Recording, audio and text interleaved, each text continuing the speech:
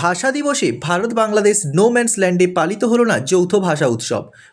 প্রতি বছর ২১শে ফেব্রুয়ারি উত্তর চব্বিশ পরগনার ভারত বাংলাদেশ সীমান্ত পেট্রোপল নো ম্যানস ল্যান্ডে দুদেশের ভাষাপ্রেমী ও জনপ্রতিনিধিদের উপস্থিতিতে অস্থায়ী শহীদ বেদিতে মাল্যদান করে মিষ্টি বিতরণের মধ্য দিয়ে আজকের এই বিশেষ দিনটিকে পালন করা হয়। তবে এবারে নো ম্যানস ল্যান্ডের ছবিটা ছিল আলাদা।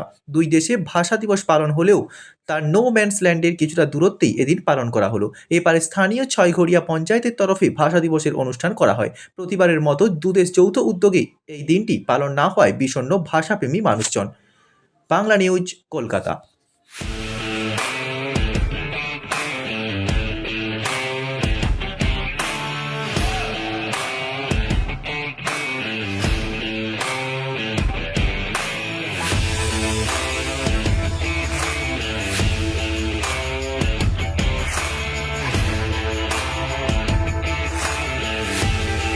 ভাষাপ্রেমীরা তারা হতাশ। এবার 0 পয়েন্টে যাওয়া হচ্ছে না, এবার দুদেশের মিলন হচ্ছে না। আসলে উদ্ভূত পরিস্থিতির উপরে নির্ভর করে তো আমাদের দুদেশকে চলতে হয়। বাংলাদেশের বর্তমান পরিস্থিতির উপরে লক্ষ্য রেখেই আমরা আমাদের বাঙালি আবেগকে কোনো রকমভাবে প্রশমিত করতে পারছি না। আমরা প্রতি বছরের ন্যায় এবছরও ভারত ভূখণ্ডে আমাদের মূল অনুষ্ঠান করছি ছয়ঘরিয়া গ্রাম পঞ্চায়েত এবং বনগাঁ পঞ্চায়েত সমিতির যৌথ উদ্যোগে। আগামীতে কি এই ভাষাপ্রেমীদের যে আবেগ তার মূল্য দেওয়া বা অবশ্যই অবশ্যই অবশ্যই আগামীতে ভাষাপ্রেমীদের আবেগের অবশ্যই মূল্য আমরা দেব। এবং এরকম সময় কিন্তু সারাটা জীবন থাকবে না, আবার মূল ছন্দে ফিরবে দেশ।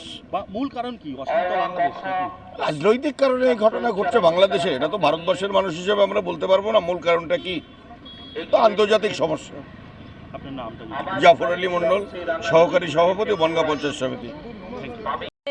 ফেব্রুয়ারিকে নিয়ে সেটা খুব মর্মান্তিক আমাদের জন্য, কেন বহুবার এখানে এসেছি, বহুবার আমরা ডোনাল্ডে গেছি, ওখানে যে শহীদের ওখানে যে আমরা ফুল দিয়ে যে তাদের তর্পণ করতাম সেটা আজকে করতে পারছি না।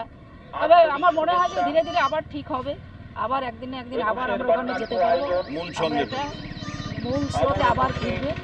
আমরা আবার সেই আশা রাখছি। কেন হচ্ছে না এবার? এটা কেন হচ্ছে না, বাংলাদেশে তো তোমরা দেখছো যে রাজনীতির কারণে তারা আজকে সেখানে যেভাবে অত্যাচার হচ্ছে, বিশেষ করে হিন্দুদের উপরে, এবং বাংলাদেশের অবস্থা তো সবাই জানে, এটা তো আমাদের থেকে তোমরাই বেশি জানো। তো সেটা তাদের দেশের অভ্যন্তরীণ জিনিস। এবং আজকে আন্তর্জাতিক ভাষা দিবস বাঙালির, এই যে ২১শে ফেব্রুয়ারি, তো এটা কখনোই ভোলা যায় না এবং কেউ ভুলতেও পারবে না। আগামীতে কি আবার যৌথভাবে হওয়ার পরিকল্পনা? আশা করছি অবশ্য আবার সেই মূল স্রোত আবার ফিরে আসবে, আবার সব দুদেশ মিলে আবার সেখানে করবে। এটা আমাদের আবেগ, বাঙালির আবেগ, দুদেশের আবেগ, এটা অবশ্যই থাকবে। বাংলা নিউজ, কলকাতা।